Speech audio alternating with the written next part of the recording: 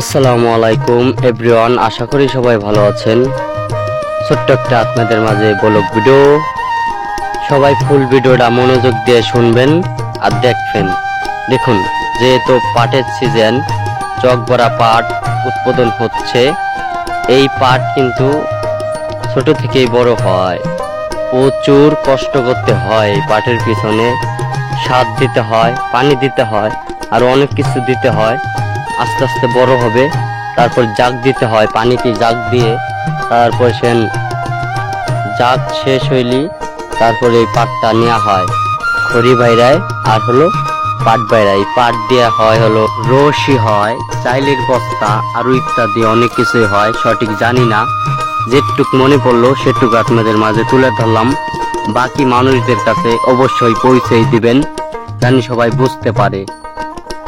দেখাই দিবেন অবশ্যই আপনারা ভিডিওর মাধ্যমে, ভিডিওটা শেয়ার করে দেয়।